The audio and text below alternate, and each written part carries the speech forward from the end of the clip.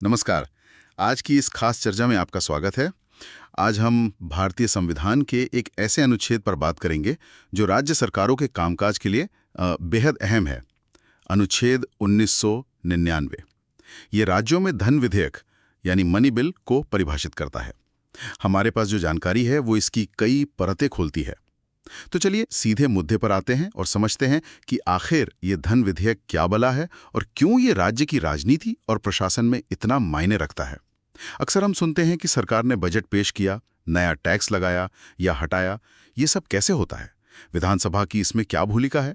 इन सवालों का जवाब अनुच्छेद 199 में छिपा है। और ये सिर्फ कोई तकनीकी नियम नहीं, बल्कि लोकतांत्रिक नियंत्रण का एक तरीका है। आपने बिल्कुल सही कहा। अनुच्छेद 199 सिर्फ एक परिभाषा देकर नहीं रुकता, बल्कि यह राज्य विधानमंडल में आप कह सकती हैं वित्तीय अनुशासन और शक्ति के संतुलन की नींव रखता है। इसका मूल उद्देश्य यह सुनिश्चित करना है कि जनता के पैसे पर यानी राज्य के वित्त पर नियंत्रण उसी सदन का हो जिसके सदस्य सीधे जनता द्वारा चुने जाते हैं, यानी विधानसभा का। ये समझना जरूरी है कि ये व्यवस्था कैसे काम करती है। तो सबसे पहले एकदम बुनियादी सवाल ये, धन विधेयक होता क्या है? जानकारी के मुताबिक इसमें केवल कुछ खास तरह के प्रावधान ही शामिल हो सकते हैं। ये सीमा क्यों और ये प्रावधान कौन कौन से हैं? ऐसा लगता है संविधान बनाने वाले बहुत साफ रखना चाहते थे कि पैसे से जुड़े कौन से मामले इस विशेष प्रक्रिया से गुजरेंगे। हाँ, यहाँ केवल शब्द ही कुंजी है। बिल्कुल। अनुच्छेद 199 का क्लॉज 1 बहुत स्पष्ट रूप से बताता है कि धन विधेयक में सिर्फ वही मामले शामिल होंगे जो सीधे सीधे राज्य के वित्त से जुड़े हों। इसकी एक तय सूची है। पहला, किसी भी तरह का टैक्स लगाना, उसे खत्म करना, उसमें बदलाव करना या उसे रेगुलेट करना। दूसरा, राज्य सरकार का पैसा उधार लेना या कोई वित्तीय गारंटी देना या इनसे जुड़े कानून में बदलाव करना। यानी टैक्स और सरकार की उधारी, ये तो सीधे सीधे पैसे से जुड़े मामले हैं। अच्छा, और क्या आता है इस दायरे में? इसके अलावा राज्य की संचित निधि, कंसोलिडेटेड फंड, जिसे आप सरकार का मुख्य खजाना समझ सकते हैं, और आकस्मिकता निधि, कंटिंजेंसी फंड, जो अप्रत्याशित खर्चों के लिए होती है। इनकी सुरक्षा और प्रबंधन से जुड़े मामले भी धन विधेयक ही माने जाएंगे। इसी तरह संचित निधि से पैसा निकालने की अनुमति देना, जिसे विनियोग एप्रोप्रिएशन कहते हैं। हाँ, विनियोग एप्रोप्रिएशन है ना? हाँ, एप्रोप्रिएशन, वो भी इसी के तहत आता है। जानकारी में एक और बिंदु है, किसी खर्चे को राज्य की संचित निधि पर भारित व्यय यानी चार्ज्ड एक्सपेंडिचर घोषित करना। इसका क्या मतलब है और ये क्यों महत्वपूर्ण है? देखिए, भारित व्यय वो खर्चे होते हैं जिन्हें राज्य की संचित निधि से भुगतान करने की गारंटी होती है और उन पर विधानसभा में वोटिंग नहीं होती, सिर्फ चर्चा हो सकती है, जैसे राज्यपाल या हाईकोर्ट के जजों के वेतन भत्ते। तो किसी नए खर्चे को इस श्रेणी में डालना या मौजूदा भारित व्यय की रकम बढ़ाना, ये काम भी धन विधेयक के जरिए ही होता है। अच्छा। और आखिर में राज्य के सार्वजनिक खाते यानी पब्लिक अकाउंट या संचित निधि में पैसा जमा होना, उसकी सुरक्षा या फिर राज्य के खातों का ऑडिट, इन सबसे जुड़े प्रावधान भी धन विधेयक का हिस्सा हो सकते हैं। पर इसमें महत्वपूर्ण बात यह है कि अगर किसी विधेयक में इन मामलों के साथ कोई और ऐसा मामला जुड़ा है जो इस सूची में नहीं है, तो वो धन विधेयक नहीं माना जाएगा। उसमें सिर्फ यही मामले होने चाहिए। समझ गया। तो ये सूची काफी सीमित और विशिष्ट है, जो सिर्फ और सिर्फ राज्य के वित्तीय लेन देन और प्रबंधन पर केंद्रित है। अब यहाँ एक बहुत दिलचस्प और शायद सबसे शक्तिशाली पहलू सामने आता है, विधानसभा के स्पीकर की भूमिका। जानकारी के अनुसार उनका फैसला अंतिम होता है कि कोई विधेयक धन विधेयक है या नहीं। ये तो बहुत बड़ी शक्ति है। निश्चित रूप से ये अनुच्छेद 199 का एक बेहद महत्वपूर्ण पहलू है। बिल्कुल। क्लॉज 2 साफ कहता है कि अगर कभी ये सवाल खड़ा होता है कि कोई विधेयक धन विधेयक है या नहीं, तो उस पर राज्य की विधानसभा के स्पीकर का निर्णय ही अंतिम माना जाएगा। जब स्पीकर उस विधेयक पर अपना प्रमाण पत्र यानी सर्टिफिकेट दे देते हैं कि ये धन विधेयक है, तो उस पर सवाल नहीं उठाया जा सकता। कम से कम विधायिका के भीतर तो बिल्कुल नहीं। और इसी से जुड़ा क्लॉज 3 भी कुछ अहम नियम तय करता है ना? जैसे कि ये कहाँ पेश होगा और किसकी सिफारिश जरूरी होगी। लेजिस्लेटिव काउंसिल है भी तो वहां इसे पेश नहीं किया जा सकता। दूसरी बात, इसे विधानसभा में पेश करने से पहले राज्य के राज्यपाल की सिफारिश या कहिए अनुमति लेना अनिवार्य है। यानी सरकार सीधे इसे सदन के पटल पर नहीं रख सकती, पहले राज्यपाल की सहमति जरूरी होती है। तो इसका मतलब ये हुआ कि राज्यपाल एक तरह से शुरुआती फिल्टर का काम करते हैं और स्पीकर अंतिम गेट कीपर की भूमिका निभाते हैं, जो ये पक्का करते हैं कि विधेयक सही प्रक्रिया का पालन कर रहा है और विधानसभा के दायरे में है। ये पूरी संरचना क्या हासिल करना चाहती है आखिर? हाँ, आप इसे इस तरह देख सकते हैं। बिल्कुल, राज्यपाल की सिफारिश ये सुनिश्चित करती है कि कार्यपालिका मतलब सरकार ने इस वित्तीय प्रस्ताव पर विचार कर लिया है, और स्पीकर का प्रमाणीकरण ये पक्का करता है कि विधेयक वाकई अनुच्छेद 199(1) की शर्तों को पूरा करता है। लेकिन इस पूरी व्यवस्था का जो सबसे बड़ा मकसद है, मतलब विधानसभा में ही पेश होना, विधान परिषद की भूमिका सीमित होना, वो ये है कि वित्तीय मामलों पर अंतिम फैसला लेने का अधिकार सीधे जनता द्वारा चुने हुए सदन यानी विधानसभा के पास रहे। विधान परिषद, जिसके सदस्य सीधे जनता द्वारा नहीं चुने जाते, वो वित्तीय मामलों में बाधा ना डाल सके या उन्हें रोक न सके।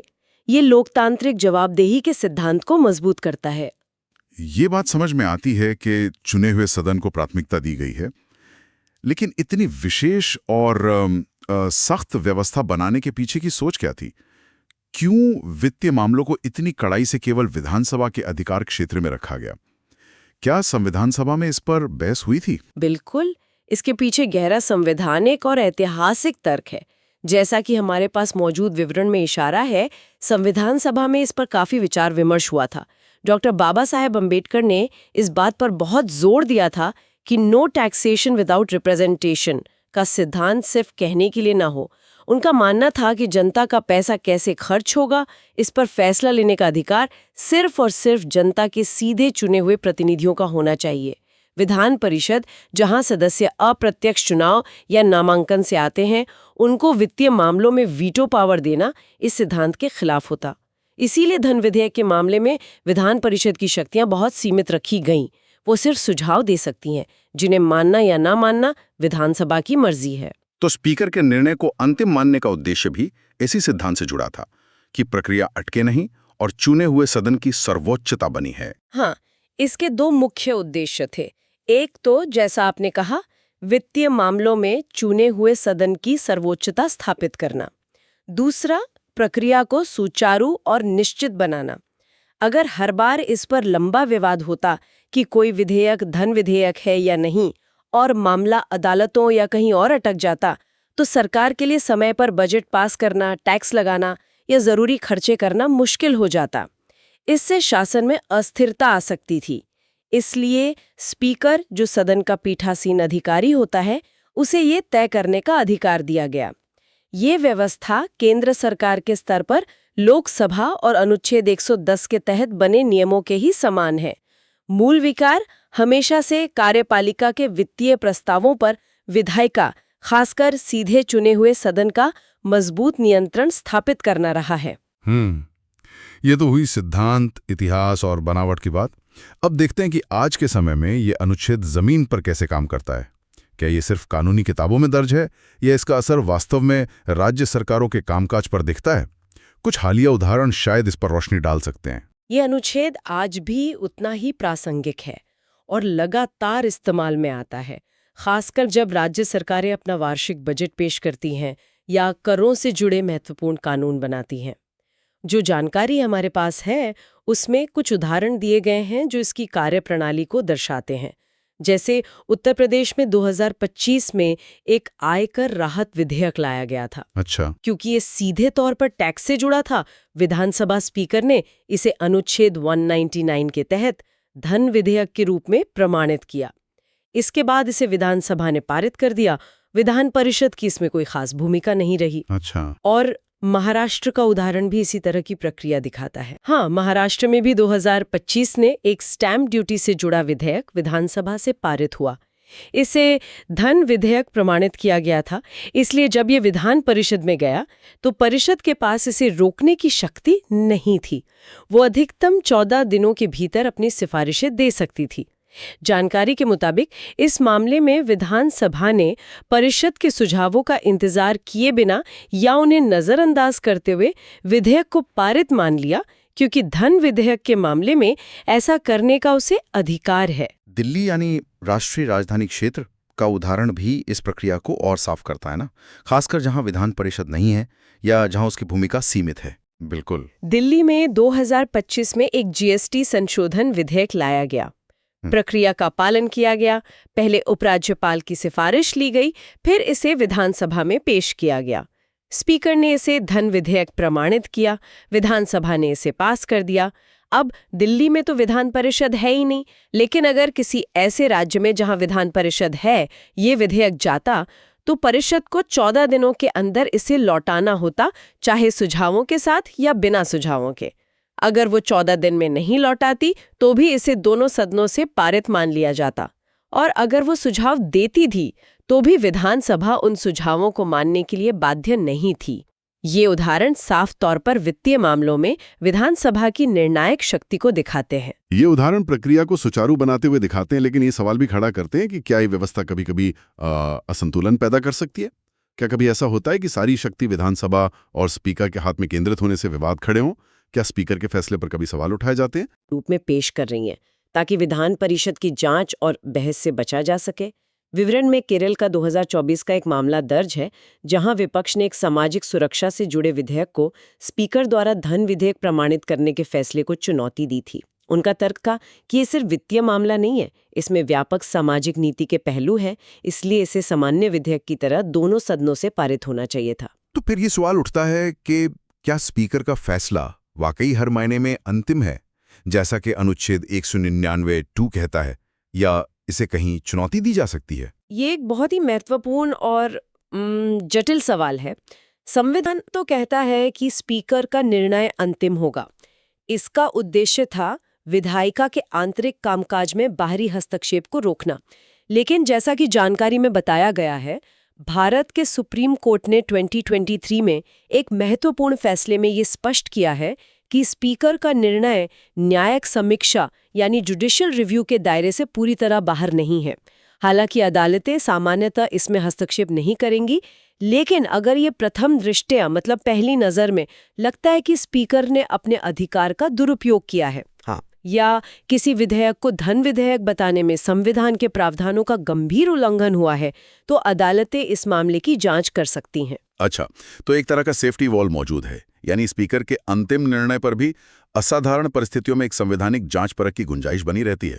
ये शक्ति संतुलन और संविधान की सर्वोच्चता बनाए रखने के लिहाज से अहम लगता है। बिल्कुल, ये व्यवस्था स्पीकर को उनकी जिम्मेदारी का एहसास कराती है कि उन्हें ये शक्ति निष्पक्षता से और संविधान की भावना के अनुरूप इस्तेमाल करनी है। ये सिर्फ एक प्रक्रियात्मक भूमिका नहीं, बल्कि एक संवैधानिक कर्तव्य है। तो चलिए अब तक की चर्चा को समेटते हैं। अगर हमें अनुच्छेद 199 का सार समझना हो, तो वो मुख्य बातें क्या होंगी जिन्हें याद रखना चाहिए? संक्षेप में, अनुच्छेद 199 राज्य स्तर पर धन विधेयकों के लिए एक स्पष्ट मार्गदर्शिका है। इसकी मुख्य बातें ये हैं। पहला, परिभाषा। धन विधेयक केवल उन्हीं विशिष्ट वित्तीय मामलों से संबंधित हो सकते हैं जो अनुच्छेद 199(1) में लिस्टेड हैं, जैसे टैक्स, उधार, सरकारी निधियों का प्रबंधन और उनसे पैसा निकालना। ठीक है। दूसरा, स्पीकर का प्रमाणीकरण। कोई विधेयक धन विधेयक है या नहीं, ये तय करने का अंतिम अधिकार विधानसभा के स्पीकर का है। तीसरा, पेश करने की प्रक्रिया। ये विधेयक केवल विधानसभा में ही पेश हो सकते हैं, और वो भी राज्यपाल की पूर्व सिफारिश के बाद। मूल उद्देश्य।